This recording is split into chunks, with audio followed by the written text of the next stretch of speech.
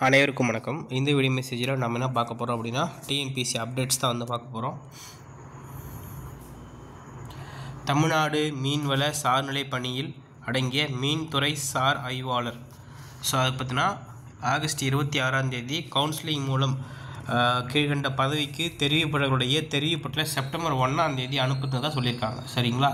இது first update. Second, combined technical service எக்ஸாமினேஷனுக்கான ஒரு அப்டேட்டு. ஹால் டிக்கெட் வந்து பேப்பர் 2க்கு வந்து ரிலீஸ் பண்ணியிருக்காங்க.